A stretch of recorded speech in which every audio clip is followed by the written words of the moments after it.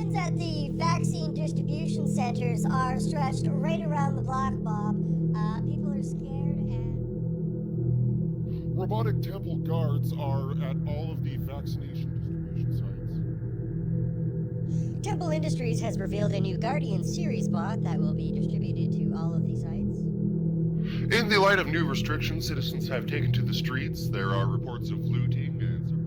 Eyewitnesses report that the attacker bit the victim and chased them for several blocks before passersby were... Experts say that the virus is extremely contagious and has a nearly 100% mortality rate. A Guardian squad was immediately dispatched to the The area. infected are being held in the isolation centers constructed in... Residents were forced to evacuate following a string of attacks that...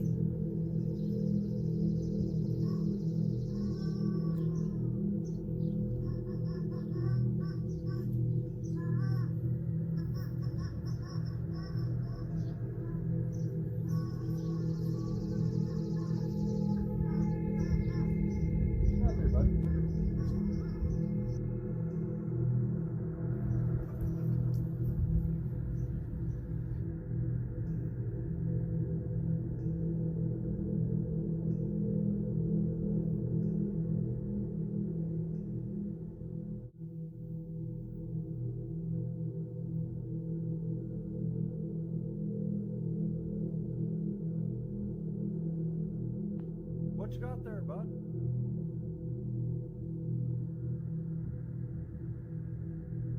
Talking about two big dogs involved in this attack that somehow made it through this fence, got out here onto the sidewalk where that little girl was riding her bike. Anybody who watches that video, it kind of turns your stomach to think of what this poor 9-year-old is going through. This is the view from one of the neighbors' front yards. A little girl riding her bike when she encounters two dogs who had already bitten and scratched through the fence and are about to bite and scratch through her. She was just absolutely terrified. I mean, that's something I remember for the rest of my life. The scream of just sheer terror. It wasn't your, I skinned my knee, I'm hurt, come help me. It was, you know, life-threatening, I'm screaming because I'm gonna die type scream. It's really hard to hold your kid when they're crying like that. And it's really,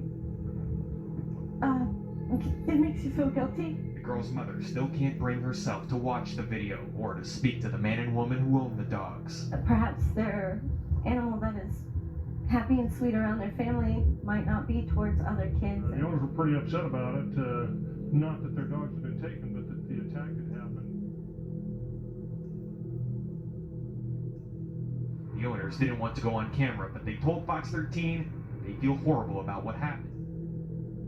I do believe that once a dog has crossed that line, that's it. I mean, you can't unprogram that. And we're talking a bite radius of her entire waist.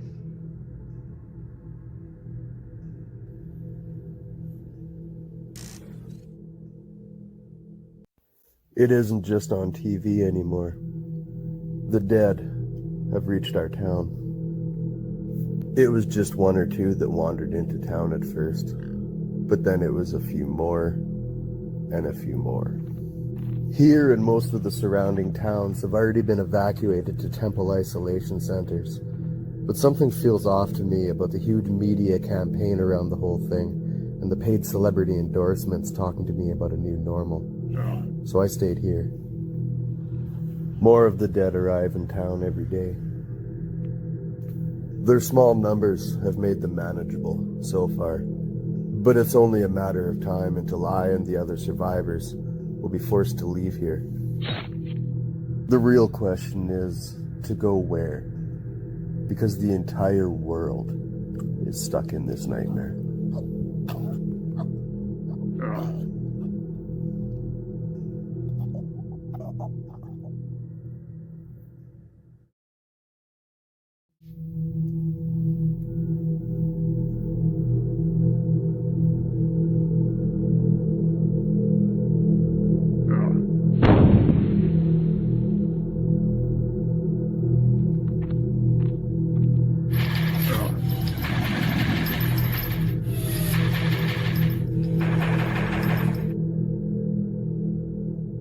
temple is nothing without its people.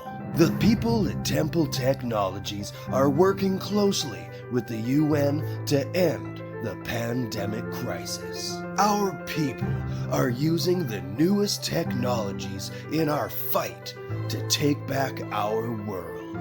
Viral contact tracing, satellite tracking of infected herds, and our robotic guardsmen are only a few of the weapons in our fight. This fight will be won with the unprecedented cooperation of all the world governments. By finally coming together as one united human race against this deadly enemy. All around the world, its leaders have joined the temple as one united force against the hordes of infected. The temple. All are one.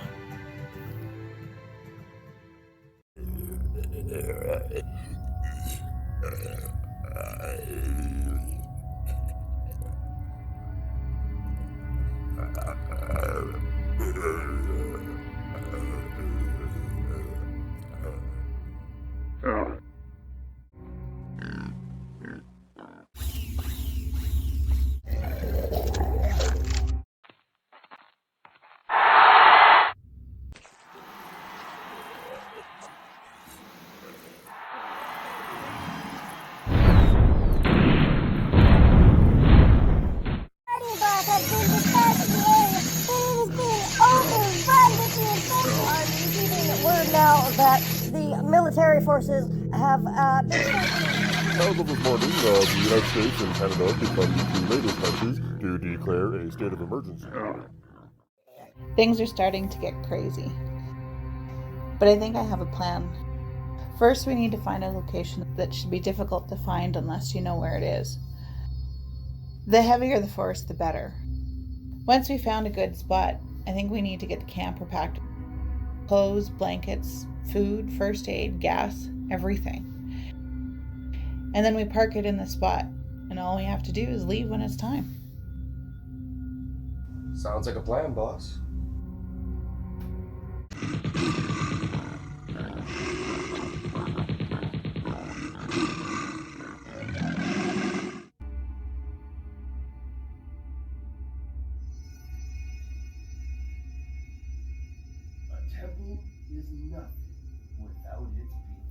Can you believe this?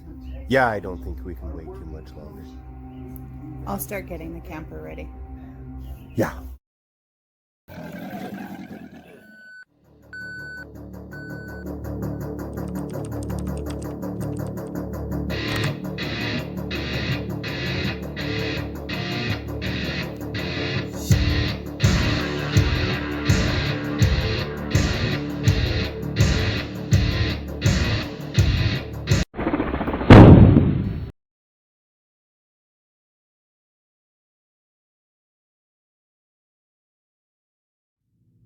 All right. Well, I think if we're going to leave, we should probably leave now.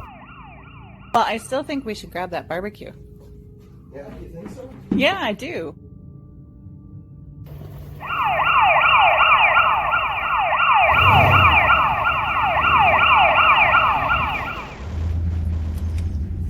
Move. Go. Hurry. Yeah. Move faster. Go. You drive right through them.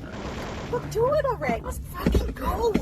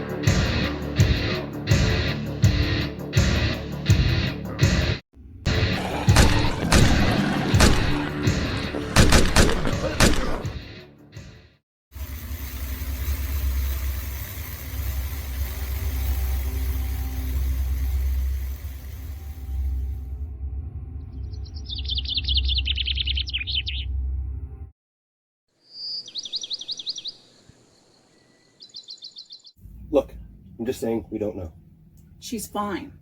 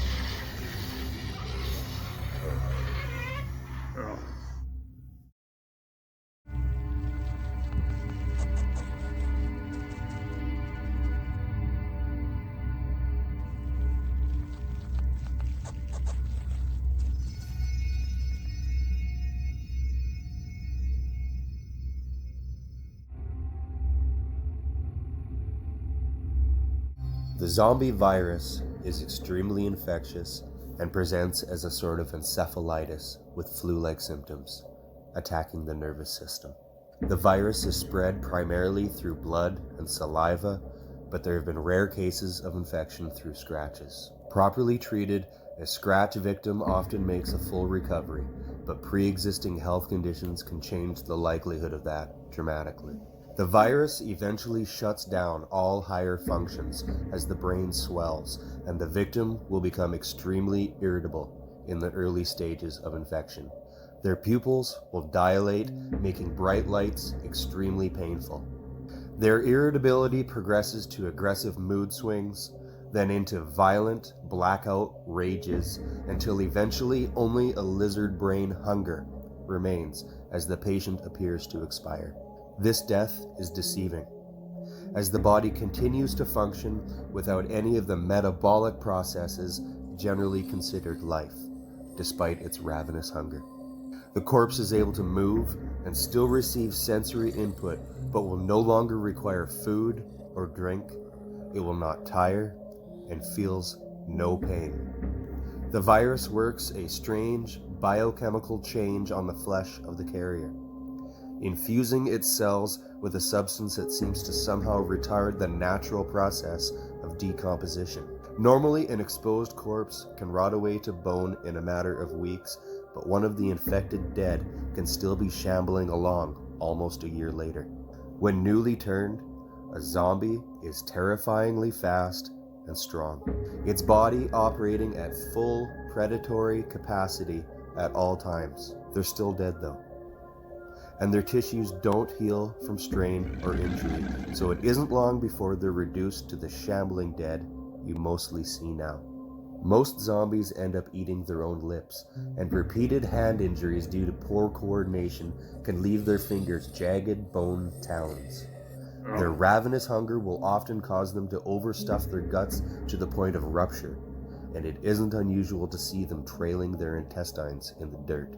The dead are very fast and strong, but they lack fine coordination.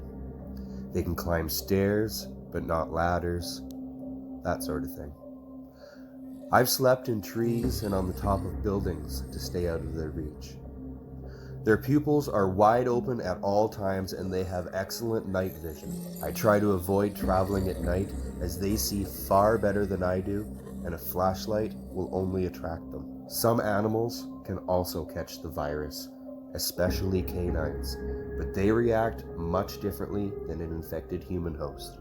The infected animal will present rabies-like symptoms and are fully capable of transmitting the virus through their bites.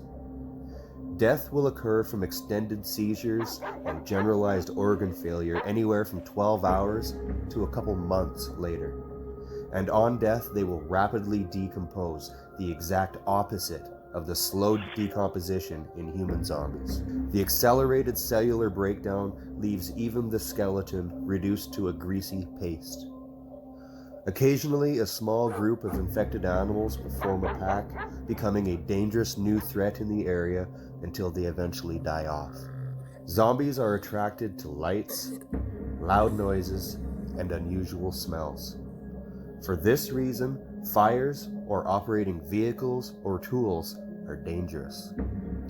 I tend to travel on foot but a bicycle with a well-oiled chain is an invaluable asset. The classic movie trope of being able to kill a zombie by destroying its brain is, thankfully, accurate.